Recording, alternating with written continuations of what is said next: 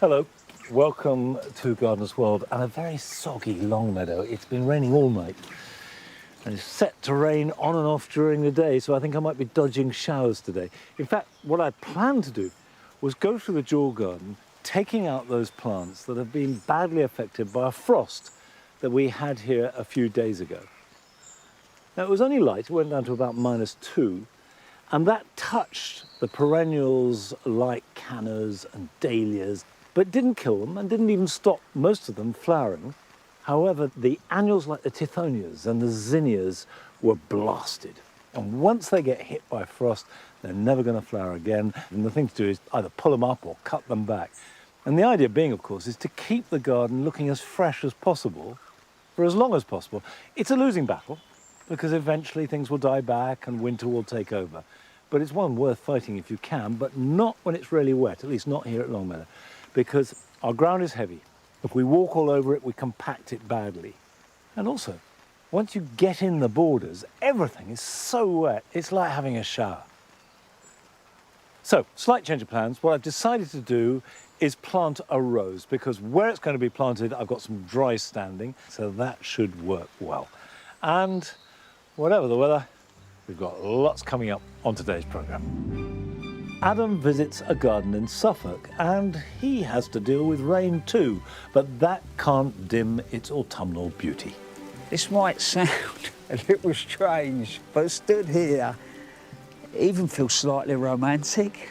As well as that, but there's an elegance, there's pure beauty in just the way that these hang, and then just the water's running down. We meet a couple with a passion for passion flowers. Passion flowers are a lot like being in a candy store.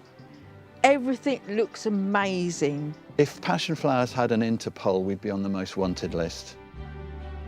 Advolly reveals the fascinating history of our enduring love for houseplants.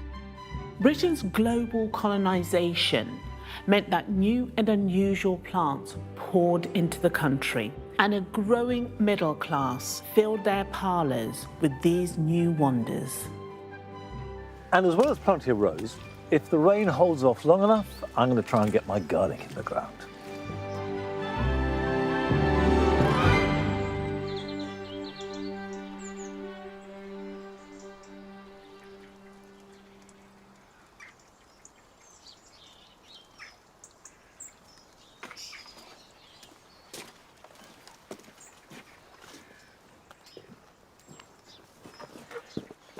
I must confess a failure. A few years ago, I planted against this wall a rose called Madame Alfred Carrière. I love it, and it performed beautifully. It produced these gorgeous white fading to pale pink flowers, but, and it's a big but, it was too big for this wall. This is an east-facing wall. It doesn't get a lot of sunlight, so the blooms wanted to be where the sun was. So it went up over the wall, found it, and you couldn't really see it. The wall still looked a bit bare, so I've taken it out.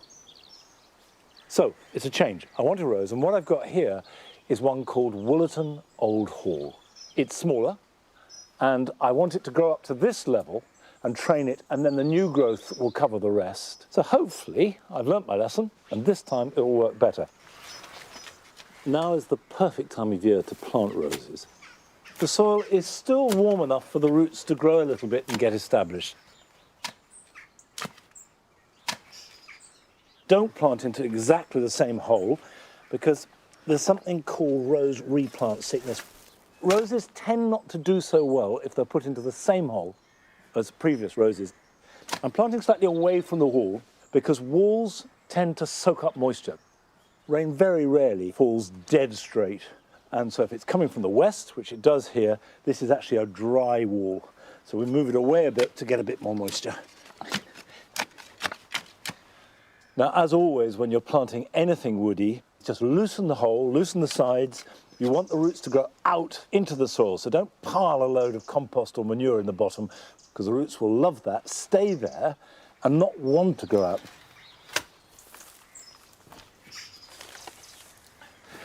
Now, just going to take it out of the pot.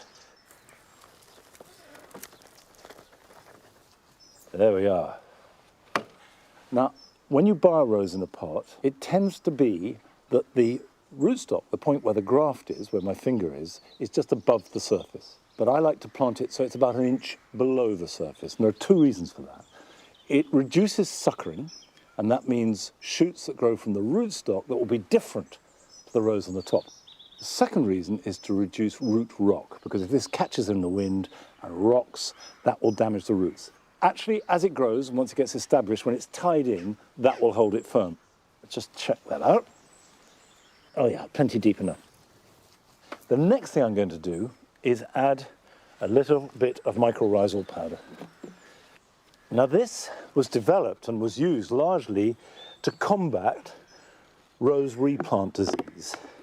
But it's a good idea if you're planting any woody plants. And what you've got is a sort of granular powder, but in that is fungus.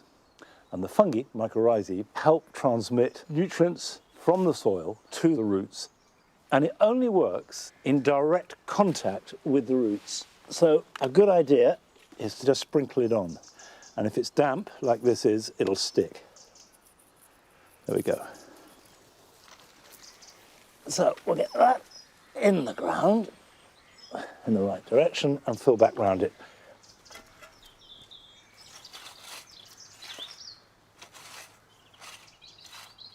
Firm it in. Doesn't matter how wet it's been, how much it's been raining, always give new plants, particularly woody plants, a good soak. Right, that can be left alone, and then next spring as it starts to grow, I'll start to train it and tie it in, and gradually it will spread, and I have every faith that it will flower gloriously on most of this wall. Now, a few weeks ago, Adam went to visit a garden near Bury St Edmunds in Suffolk, just as it was slowly merging into autumn.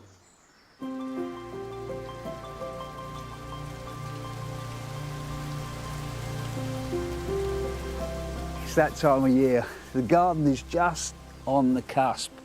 Early autumn. Things are starting to change. The coat's gone on, and I've come to a 7-acre garden in Suffolk that is just on the edge of a woodland. You walk in and straight away there is an incredible atmosphere. But I think this time of year is a superb period just to take stock. Enjoy the moment, yes, but what do you want to do over the winter months? Add a tree, a shrub, not just for visual interest, but maybe for wildlife too. Well, this place is absolutely stacked out with ideas. So let's go and see what we can find. As you leave the forest behind and cross the River Lark, you step into Fuller's Mill Garden, a place where an unsung horticultural hero first made his name. So that house behind me was the home of renowned plantsman Bernard Tickner, who came here in the 50s. He made his living brewing beer, but he loved his plants and spent basically a large part of his life creating this garden. And as you look round, it's absolutely mind-blowing.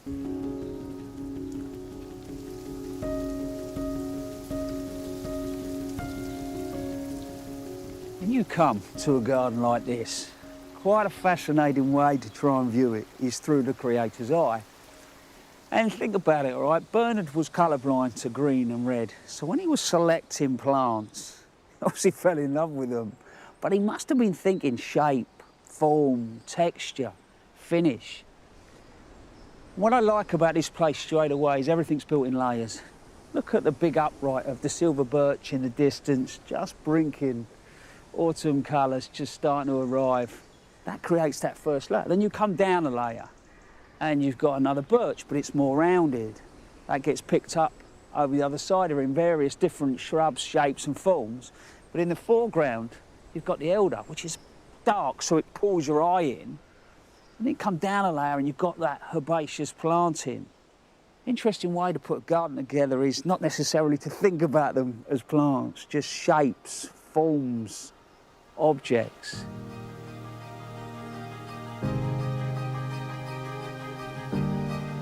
Towards the end of his life in 2013, Bernard opened up his garden. to support people working in horticulture. Garden manager Gary Bean oversees the operations. How does the place run? So there's 5.5 staff. We're incredibly lucky. We've got about 30 volunteers throughout the week. Wow. We'd be lost without them. Yeah. Absolutely incredible. So when did you first come? It was about 7 years ago. Yeah, just started as a trainee. I couldn't believe it when they accepted me, and yeah, sort of never looked back. Don't take this the wrong way, but you look slightly older than that, all right? So I'm thinking career change. Yes, absolutely, yeah, huge career change. So what were you doing before? No, I was working in a factory. Right, so did you have an interest in gardening before? Yes, always been passionate about gardening. My nan got me interested in it when I was young, doing hardwood rose cuttings. It just seemed magical to me. What stands out for you this time of year? Just the transformation with the different colours of the leaves, and just to go from one stage to the next, from one season to another. Everything starts dying with grace, and you can leave things up going golden brown. Yeah, that idea of decay and just seeing that season out is, you know, it's magical. Well, I'm looking forward to having more of a nose round, but apparently you've got a job for me first. Yes, absolutely. We've got a tree for you to plant, if that's OK. It's a Malus trilobata. Well, so really you want me to dig a hole, don't you? Absolutely. Come on then.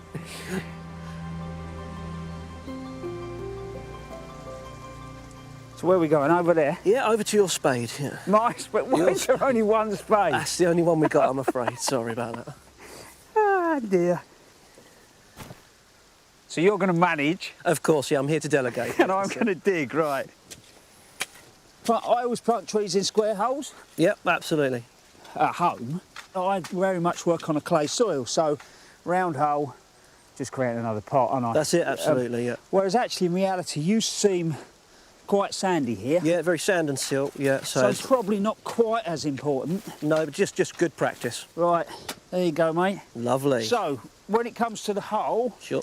I don't necessarily put anything at home. What do you guys do here? We try and give it the best chance possible, so yeah, we've been a good start. We always stick in a little bit of compost and a little dusting of bloodfish and bone. Right. But I think there's loads of different ways. So I won't put too much in, and then... No, lovely. And then do you want to add the... Sure, yeah, lovely. You know, Thank I mean, you. I'll have a moment. Well, if you can hold the tree for a second, yeah, I mean, great, thank you. It might keep the rain off me. I don't want to take all the credit. Oh, well, no, yeah, you've done a grand job so far, Exactly. done a grand job. Come on, let's get this in. Beautiful. Come on, you. The things we do. It's a good job we enjoy it. Yeah. I mean, obviously, you know, if you are going to plant a tree, or even come to Suffolk, come on a nicer day. You don't have to plant them in the pouring rain. There you go. Right, mate, get that tie Right. in there. Ideally, we want to stop it rubbing Yeah. against the post too. Ah, dear. The things I do. With the rain not letting up, a quick costume change is in order. So, second coat, the other one, it's gone all the way through. But we're going to keep looking because I tell you, Bernard had an eye for a tree. And look at this, Crataegus. So, hawthorn, you see it out in the hedgerows, our native, but this is not. So this is Crataegus orientalis. And if you look closely, straight away, the leaves are bigger. Yeah, they're more lobed. But also look at the size of the berries. They're like twice the size. This will get to about 4 metres, so great for a smaller garden. But look also what that's going to provide for wildlife over the winter months.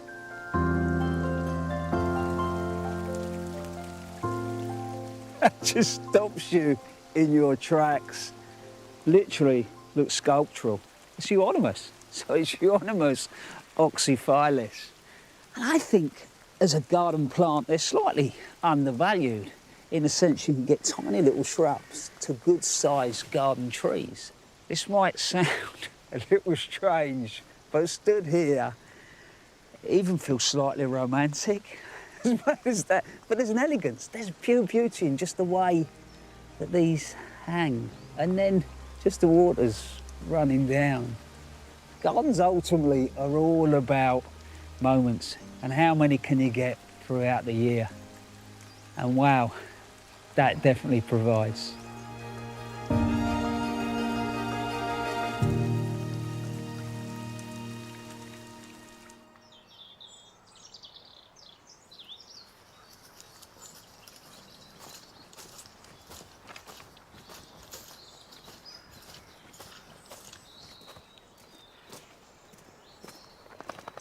Come on, Nip.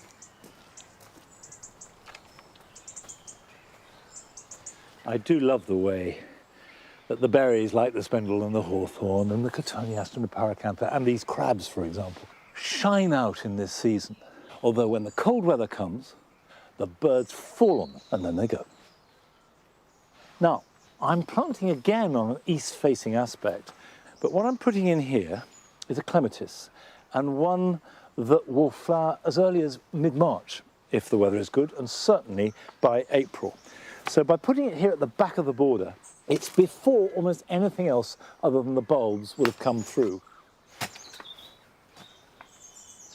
Now, with all clematis, whatever type you're planting, they like to be planted deep, and they like really rich, moisture-retentive soil. So if you've got very sandy soil, or a very chalky one, you might want to add some compost underneath them. Okay, a simple hole. Now, this is Clematis alpina. It comes from the Alps, and it's got glorious flowers that hang down like goat's ears.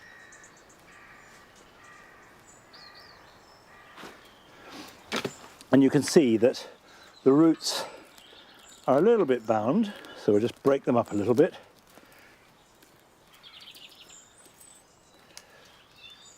That's all I need to do, just loosen them up like that. You can plant it as deep as you like, but never less than a couple of inches below the surface.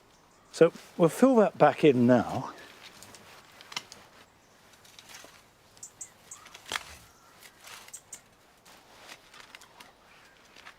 Now, this will grow to about 6 to 8 foot tall in rich soil and quite straggly and loose, so it needs some support, and that's what these are for.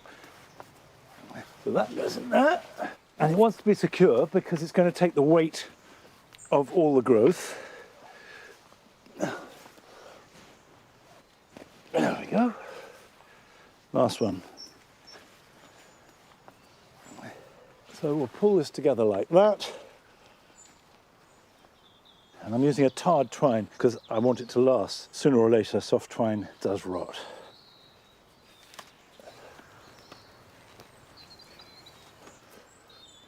So that's good and sturdy. And what I want it to do once it gets established is basically fill the space between the 4 bean sticks. And you prune these early flowering clematis simply with a pair of shears. I just cut them down to the sides of the supports, and that creates almost clematis topiary. Now, with all clematis, give them a really good watering and then mulch them generously.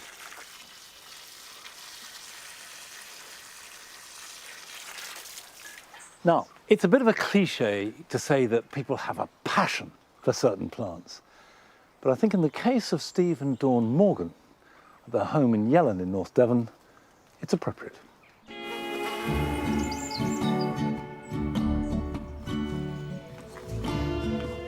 We were told when we moved to North Devon, there's 2 things you need: sunscreen and an umbrella. And often on the same day. I'm Dawn. And I'm Steve. We met at university, both doing teacher training. We moved to North Devon 27 years ago and started our garden. We basically said, that's the size garden we want, and the bungalow's fine. When we moved in, we had grass at about 1/3 of the garden. We had municipal concrete slabs, 6 sheds. We had a dog house. We dug all sorts of things up. The sort of plants we grow in our garden are sort of bold, tropical things with big leaves, lots of colour, high scent. I'm a sucker for big and exciting and rapidly expanding things. That's the backbone of the garden. Bananas and cannas and gingers. Our favourite time is really from July onwards. It's just the energy coming off the garden as things get bigger and grow up is just amazing. Although we both have our own favourite type of flowers or flowers in the garden, one thing that we're really united on, it's our absolute passion for passion flowers. If passion flowers had an Interpol, we'd be on the most wanted list. The delightful view when you look at the middle of one, it looks like a kaleidoscope. It's absolutely beautiful. Passion flowers are a lot like being in a candy store.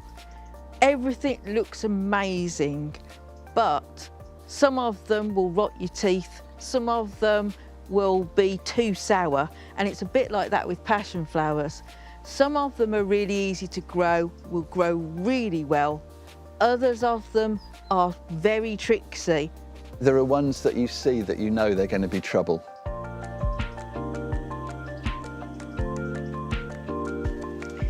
If you're looking to grow passion flower outside, you really can't beat Snow Queen, which is this lovely white one. Now this is just one plant and it grows all the way across the fence as far as you can see. They need something to grow up. What we've used is black wire and its tendrils just tie it in. You could grow this in garden soil, but it does do a lot better if it's in a mixture. So we've got topsoil and compost together. Basically, then just let it go.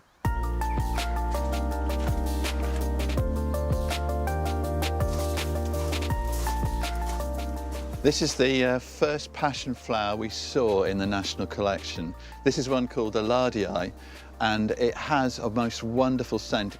They start to flower round about May time, and they'll carry on flowering almost all the way through to November and maybe beyond. The scent of this flower for me is the smell of summer.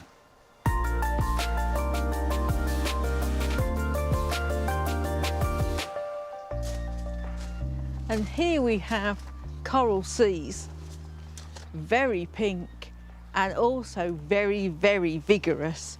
It starts at the bottom there and has spread all the way across there, and that's been out of the greenhouse where it overwinters. It's only one plant, but it's this year's growth.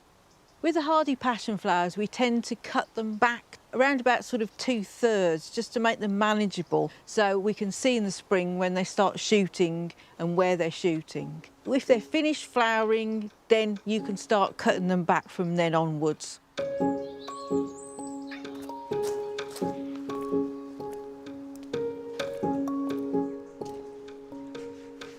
Some of our passion flowers are not hardy, so they have to come in here for the winter, and they're kept nice and warm. They've only been in here a year, but already they're trailing down. So over here, this is a seed grown from a previous one of ours, is a Lofgrenii.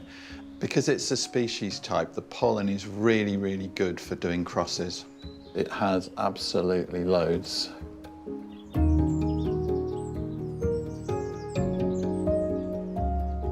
As fanatics for passion flowers, we like to create new ones.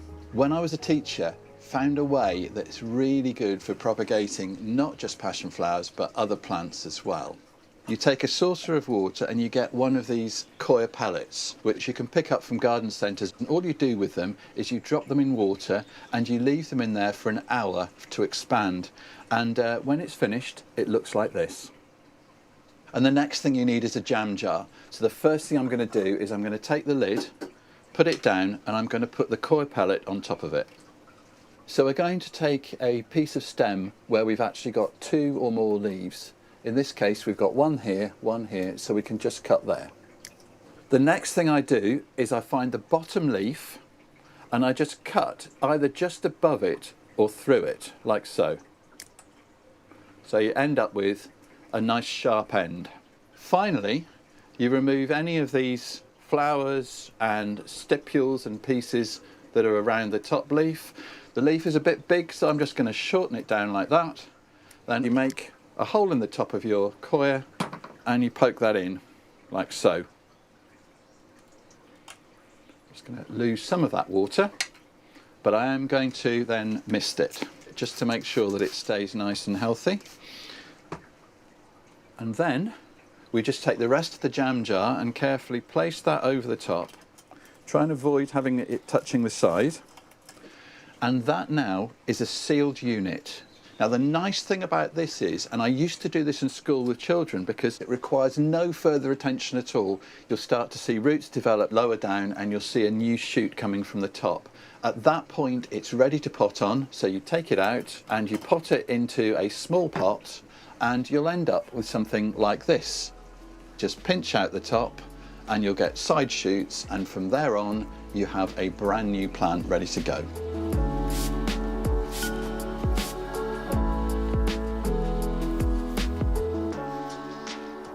It was quite fortunate that when we bought the garden with the bungalow attached, it meant it future-proofed it. So in our dotage and retirement, we've got a bungalow, so we haven't got to move again and change into another garden.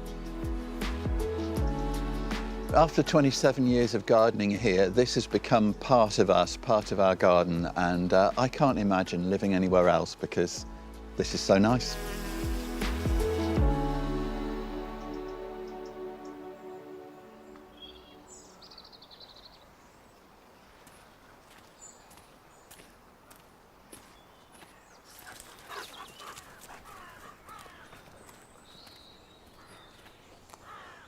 I think it's a very good tip about the cuttings. I've used those coir plugs often, but I've never used the jam jar technique. It's a good idea. Now, you may have seen in the news that Ned and I are going to take on a project next year because I will be doing my first Chelsea garden. It's not a show garden as such in the sense it will be judged, but it will be a garden in conjunction with the RHS and Radio 2. And Ned will be acting as a consultant because it's going to be a dog garden. And when Chelsea is over, it's going to be relocated to Battersea Dogs Home. So it'll be fun. It's a bit daunting, but hopefully anybody and everybody who's ever had a garden and a dog will know the way that dogs influence not just the way we use our gardens, but also really down to the last detail of how we plant them and plan them. And I just hope that I can share my love for dogs and gardens at Chelsea. Now, still to come on today's programme. Advolly traces the history of our long-standing love affair with houseplants. The Victorians loved a good mania. They collected everything and soon they developed a passion for ferns, known as pteridimania or fern fever. We meet a GP in Devon who became so convinced of the healing power of plants that she now prescribes gardening in a garden that she has created. I think being in a garden rather than a consulting room definitely removes barriers. If patients come and talk to me in a garden when I'm wearing my gardening clothes and I'm kind of covered in mud, the conversation's just sort of different. But first we're going to visit one of your gardens, and it belongs to Chris Burkett, who lives at Morton in the Wirral.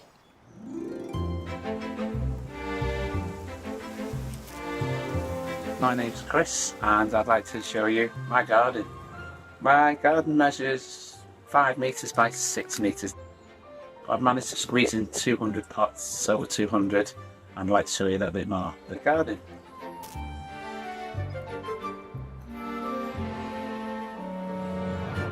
Having 200 pots or so, a lot of people's initial reaction is watering must be a complete nightmare or couldn't be bothered.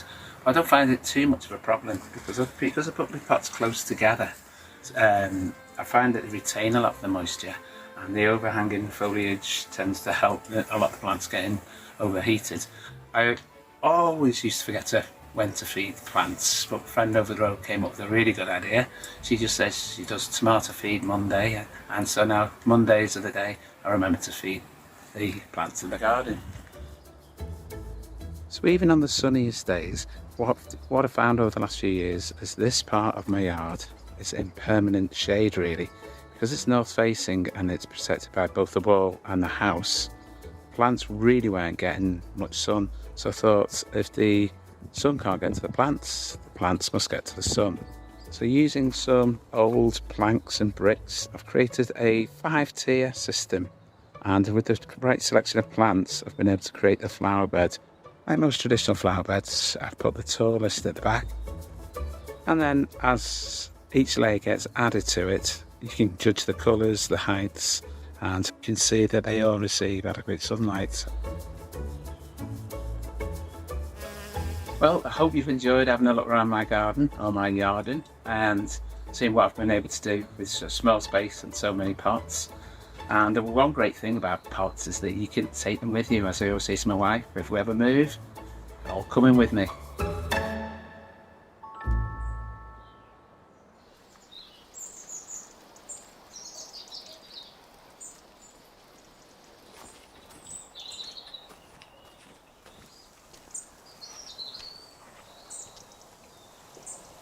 Well, it's pretty amazing, Chris, how much you've managed to fit into your garden. And as you say, you can take it all with you if and when you go. Now, I'm about to plant garlic, and normally I plant all my garlic in September, but it was really hard to get hold of some. So I tried an experiment, you may remember. I bought some garlic from a supermarket and planted it into a container. It's grown up and they look really good. The downside of that is that generally it's best to grow garlic that has been raised in this country, that has evolved and adapted to our climate and conditions, and also that you know is free of viruses. I've now managed to get some British garlic, and I've got some elephant garlic. Elephant garlic is much bigger. These are the size of individual cloves, whereas that's a whole bulb almost the same size. Elephant garlic's much bigger and much milder, but you grow them in much the same way. So I'm going to plant the elephant garlic first, and then the rest of my garlic, and next June we can do a comparison when we harvest them both from the window box and from this bed and see how they compare. They want to go in fairly deeply, so I'm going to make a hole with a dibber. Now these want to be reasonably spaced apart, so I think that's about right.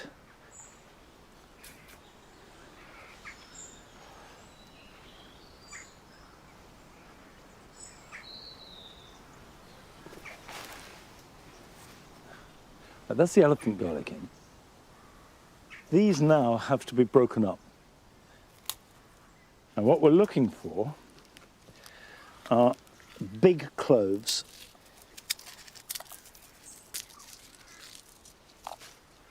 So the bigger and plumper the clove, the better it will perform. And with these, we don't need a dibber to put them in. And as long as you put them in pointy end up and push them firmly in the ground, they'll be fine. So that can go in like that. Just push it down. And they want to be planted about 6 inches apart, closer together than the elephant garlic. So I have a couple of rows of hardneck garlic, 3 rows of elephant garlic. Just rake gently over them so they're covered up. Like that. And then there's nothing to do now until next spring. And then all you have to do is to keep them weed-free, and if it's very dry, water them. And they should be ready to harvest when all the green has gone from the leaves. But that won't be till next June at the earliest, and maybe even July, and we can compare the different kinds. Now, houseplants have become immensely popular in recent years. But as Advolly found out, there's nothing new about our love of them.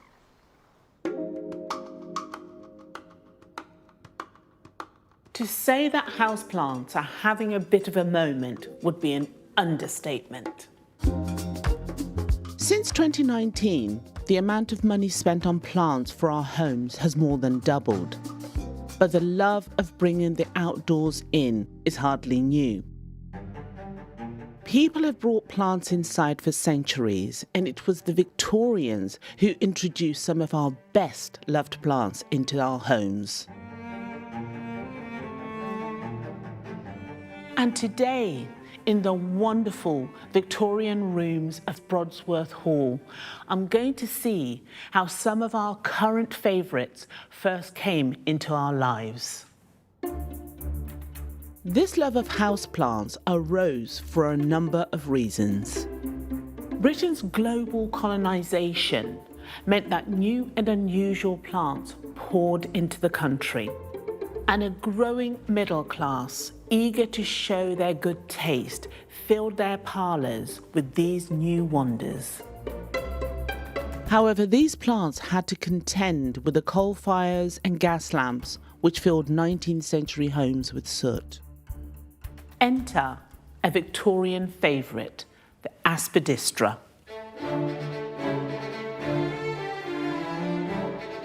It was commonly known as the cast iron plant as it could survive in the smokiest of rooms.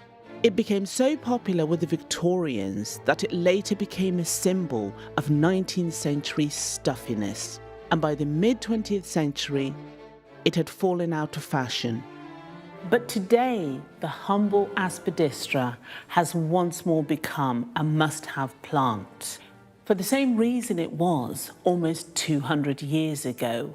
Its lovely structural leaves, simple elegance, but more importantly, it's almost impossible to kill. Orchids are so common today, it seems strange to think that one of these plants once cost a year's wages. Their colours and forms led to a national fascination which lasted decades and cost lives. They're one of the most varied family of flowering plants in the world, with over 25,000 species.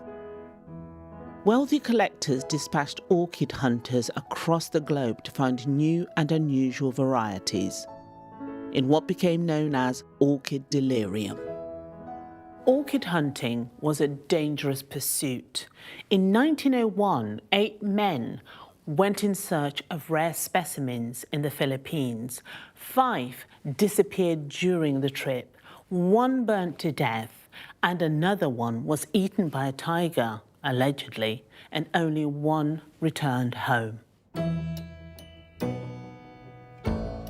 And transporting these delicate blooms back was also difficult. Bundled in ships without light or fresh water, most plants didn't survive the journey, which only increased their value. Until the invention of this Wardian case in the 1820s, which allowed botanical treasures to be moved around the world. And slowly, orchids became accessible to the British plant obsessives.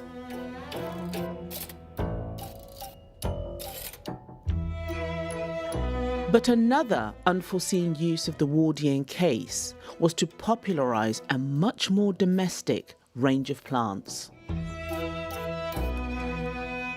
The Victorians loved a good mania. They collected everything, and soon they developed a passion for ferns, known as pteridimania or fern fever.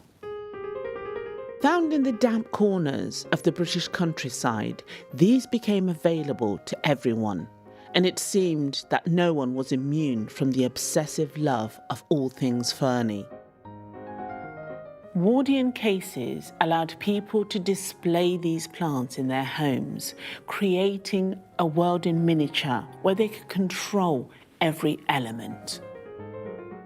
And this craze spread beyond the plants themselves. Dresses, drapes and Wedgwood plates all suddenly were adorned with fern fronds. And the most enduring fern design combined Victorian mechanised production and powdered custard. Custard cream is covered in fern fronds from top to bottom.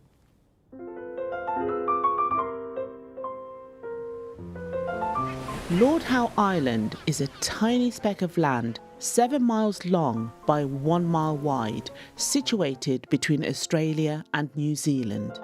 There are over 100 plants on the island found nowhere else in the world, but only one has had a global impact, Howea forstariana, the Kentia palm. First introduced back in the 1870s, it brought a sense of the tropics to Britain. The Victorian tradition of afternoon tea increased its popularity as these plants were a must-have for the growing number of palm courts where tea dances took place.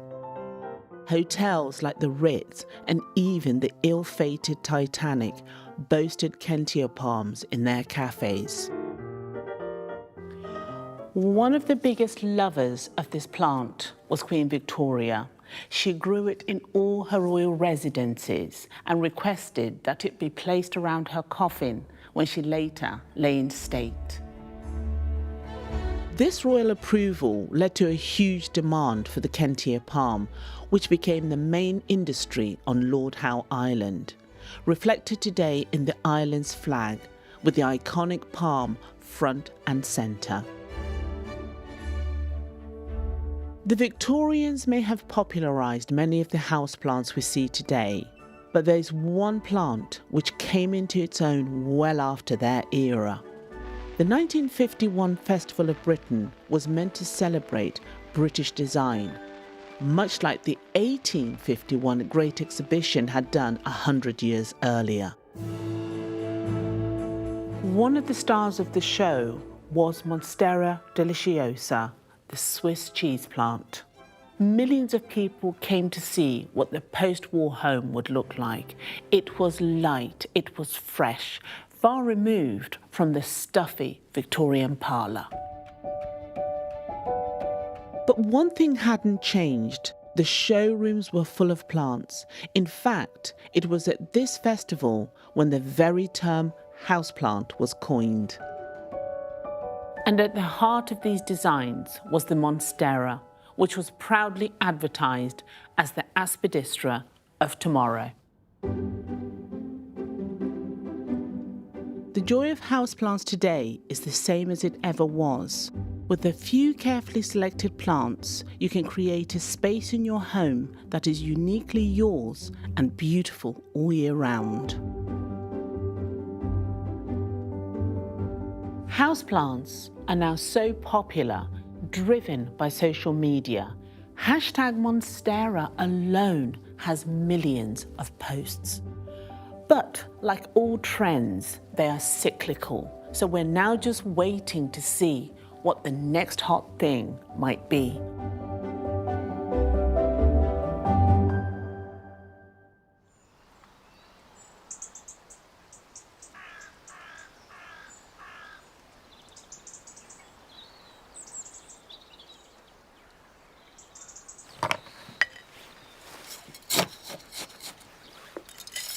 One of the things that I always find quite strange is that when I was a boy, I associated nearly all houseplants with my grandparents who were Victorian. And they were a symbol really of slightly dark, slightly stuffy interiors. And it's so interesting that the plants haven't changed. It's just our perception of them and what we can do with them. And of course, as Advolly says, that's partly to do with fashion. Well, going from foliage and green and interiors, I've got some bulbs here that will bring real flames of colour to February and March. And I've got two bulbs. I've got Iris and I've got Cheondoxia. And I'm starting with the Iris, which I absolutely adore. This is Iris reticulata, Purple Hill. And they're one of my absolute favourites. And they will flower whatever the weather. I've chosen a fairly shallow dish. They're ideal for these small bulbs. And used a really gritty mix.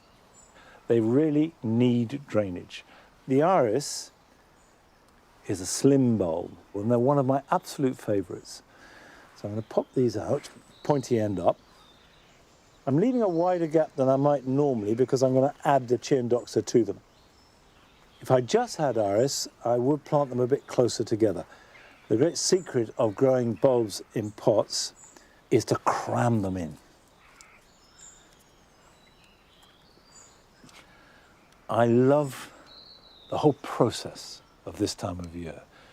the gathering up of all the plots, taking out summer displays, washing the pots, getting them ready, laying them out on the table here, ordering the bulbs, and then come the middle to the end of February, boom, off that explosion of colour goes. Right, that's the iris in place. Now, instead of building this in layers, I'm going to plant the Chiandoxia in amongst the iris, so they grow together. And these will flower a little bit later. If you've got free draining soil, they can be grown outside perfectly well, as indeed can the iris. The Chiandoxia are a different shape. You can see they're rounder, they're more like a tiny little onion. They'll take more shade than the iris, and they will naturalise very well. So, in the right conditions, you can plant these outside and they will spread through your borders without becoming invasive. So they're not touching, but they are packed quite tight. And then cover them up.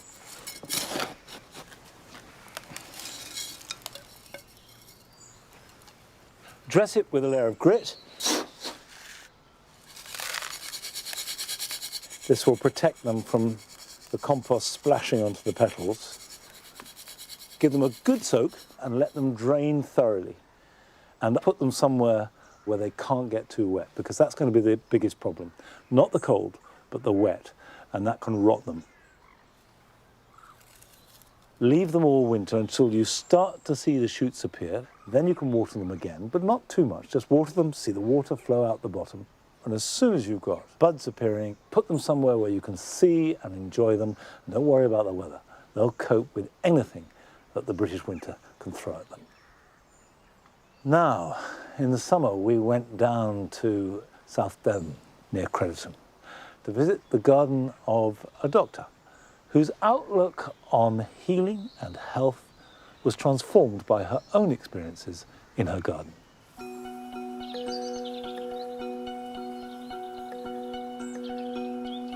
It's a cliche, I suppose, to say that my garden is my happy place and it's where I feel most at ease, but I guess that cliches are cliches for a reason, because they're often true. My name's Susan Taheri, I'm a GP, and this is my garden in Devon. I think for me, the fact that gardens change sort of over a long period of time, but actually just have a rhythm and cycle within the year, is something that's actually extremely helpful. So this is my favourite area of the garden, this bed, which is largely perennial plants, so persicarias and Rebeckia. The incredible thing looking at this bed and seeing it so full and exuberant is that in February there's nothing to see here. And I just love that sense that all of this life is just waiting to erupt and just appear. It's just utterly joyous. More than anything, my garden teaches me that there are times when we can be more productive and we experience kind of great times of growth, and there are times when we need to rest. And that's okay, and just to accept that cue from nature. Being a GP is a stressful job, and there are times where you spend a day talking to people about problems that you're not in a position to help, and that can sometimes feel very overwhelming. And I find that coming back from work and having a circuit of the garden is enormously soothing and calming for me.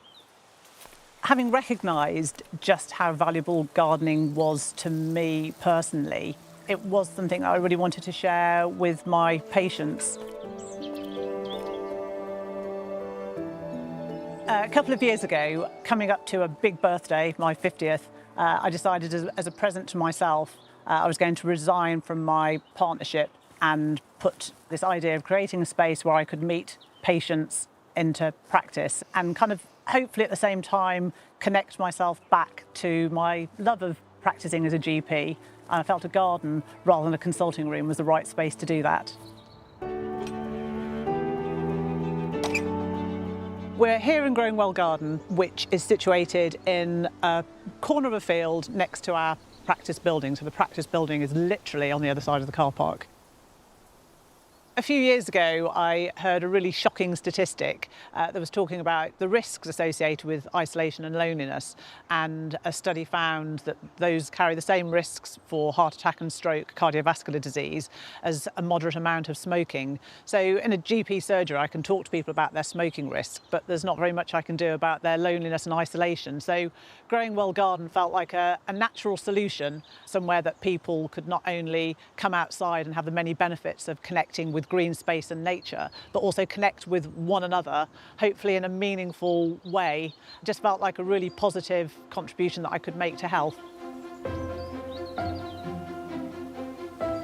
What we're looking at currently is our no-dig annual flower patch. So this was an area that was created just this year. One of the incentives to get people into the garden has been to invite people up to kind of cut a little posy of flowers.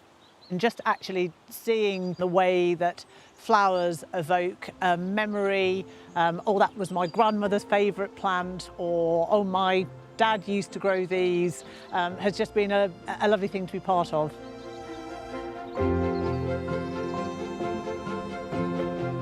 We've been lucky to have a small group of volunteers who share my vision and enthusiasm and passion. My name's Emma, and I started coming to the garden, it must have been last spring. So this is our potager bed. So at the moment I'm putting in some chard, the beautiful red stems. Everything grows really well up here. If I can't get something to grow at home, I bring it here and it flourishes. There's all sorts of people that come. I have to tell you about this, it was like magic. So it was in the holidays and a mother came up with her young son. She said, oh, he doesn't talk, he hasn't spoken for 2 months. So it was a bleak time. It was, you know, there was hardly anything growing, and so I just showed him the taproot off of a weed, and he's just like, his jaw dropped, and he started talking, and he didn't stop talking for the next 2 hours. It was literally like magic. Sometimes I can't believe it. I used to be a midwife, and it was always like all the benefit of any interaction was down to me personally, and it's quite a lot.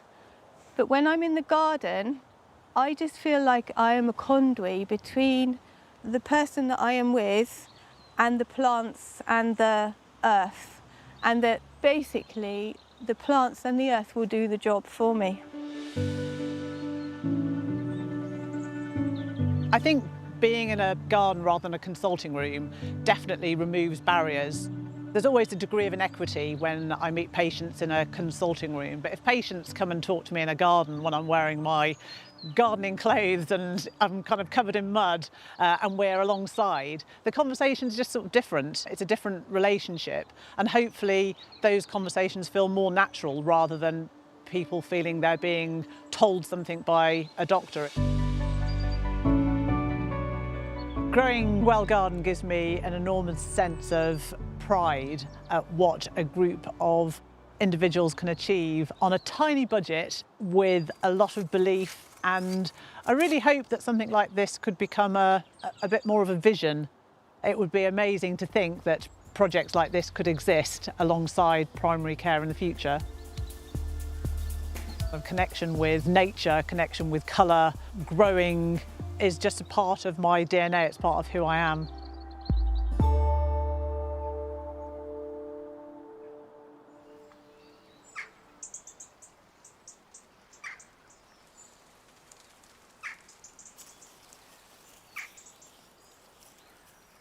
I don't think there's a gardener who doesn't feel better for tuning into the rhythms of nature. That slow surge and fall of the seasons, and of growth, and fruiting and harvest.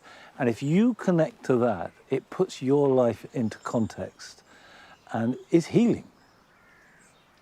Now, at this time of year, this part of Longmeadow, the damp garden, has the best colours in the garden. And that comes from the cornus, the dogwood in all its different colours. It comes from the Viburnum plicata marisii and these incredible leaves. They're sort of bright red, and they will turn over the next few weeks into a deep plum-coloured purple, almost chocolate colour before they fall. And even the hostas, which are dying beautifully. They've got this lovely flare of yellow. Now, all these plants are chosen here in the damp garden, not because of the pond, but because it's damp. It's a really wet place because it floods. And I can see, looking through the hedgerow there, the floods are rising and they're coming in, lapping at the edges of the garden. And I can guarantee that when I come out tomorrow morning, where I'm standing now, I'll be under 6 inches of water. This will be just one flooded area with the plants growing out of them. Now, it's too wet to do much but just enjoy the colours, as if that wasn't enough. But when it dries out, there are jobs to do, and here are your jobs for the weekend.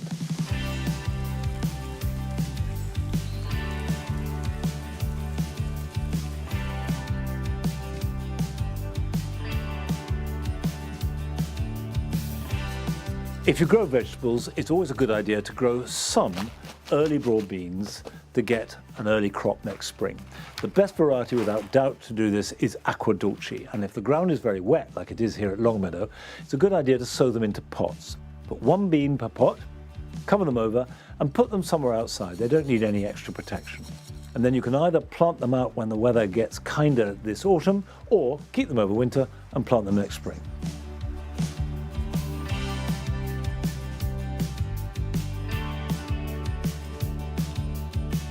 Nearly all of us will have to deal with a cold snap at some stage this winter, and it's best to be prepared. So buy some horticultural fleece and then cut it to size to fit whatever plant you want to protect. In this case, it's citrus. Have some string to hand and cut that to size too so you can tie it into place. And then wrap it up neatly, put it to one side, and it's all ready to go for when you need it.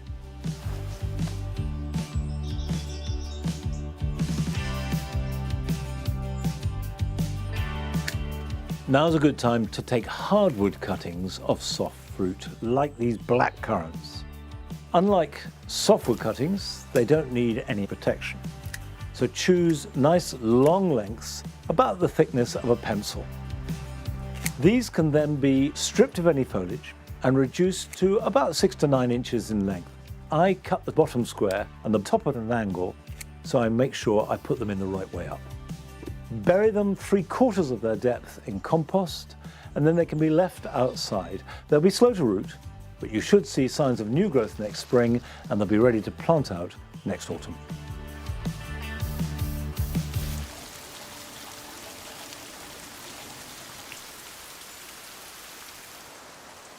It's hammering down. It doesn't look like stopping. It's absolutely soaking out there. And at times like this, I've learnt that discretion is really the better part of valour. And we have a basic rule: if the mud sticks to your boots, get off the soil. By and large, you tend to do more harm than good. So when it's raining like this, find indoor jobs, and if there are no indoor jobs, go indoors, make a cup of tea, and wait for the rain to stop. Anyway, that's it for today. I will be back in 2 weeks' time here at Longmeadow, and wet or dry, I'll see you then. Bye-bye.